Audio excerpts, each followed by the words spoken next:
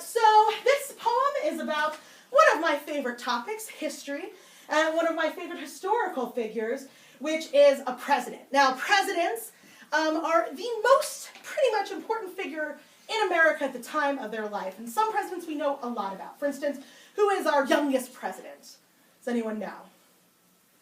Take a guess. Oh, John F. Kennedy? John F. Kennedy. John F. Kennedy, our youngest elected president.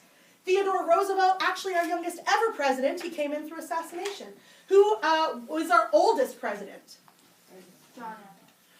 Reagan. Reagan, and now it'll be President-elect Trump. What? Yes, he'll be our oldest president. That's what I say. What? You're kidding me. So, there's some presidents we know about, and some we don't know about that much. For instance, when I say the word Garfield, more than likely the image to appear in your head is a fat orange cat who likes to eat lasagna, and not so much a president assassinated during his term for our country.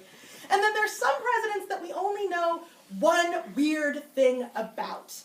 And that is what this poem is about. So I'm going to ask the question, you're going to say it back to me, and it will start the poem. Who do we know that is our fattest president? William Taft. Taft! Everyone remembers Taft as our fattest president. The teacher's telling us how he once got stuck in his own bathtub, how it took 4 grown men to dislodge him, and we would gape at the comedy of it. Taft holding his fat arms out for pulling. 1, 2, 3, and nothing. 3 men wiping their sweaty brows going, "We need another man." Poor naked Taft, President of the United States, and stuck in his cold marble tub, mustache wet with exasperation. How long did he sit there, cold and silent, realizing he needed help? Freed, how long did he stand naked in front of these men to thank them?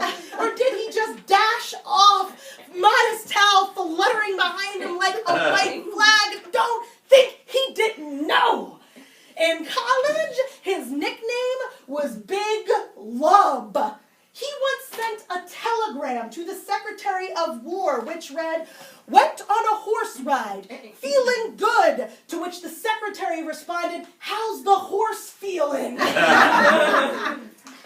during his campaign, his opponent passed out buttons which read, "Nobody likes a fat boy." Oh, that is some cold stuff, 1902. He was 6 foot, 340 pounds, he knew. But Taft could give a damn. He was ballsy. Ballsy enough to build the White House a new bathtub. A huge bathtub. Big enough for 6 men or 1 president. Ballsy enough that he let Wooly the cow graze brazenly on the White House lawn just so he could gulp all the fresh milk he wanted. Ballsy enough that when a New York State senator named Chauncey Depew put his skinny hands on Taft's wide belly and asked, "So what are you going to call it when it comes, Mr. President?" Taft just said, "Well, if it's a boy, I'll call it William. And if it's a girl, I'll call it Theodora. But if it turns out just to be a fart, I'll call it Chauncey." Thank you.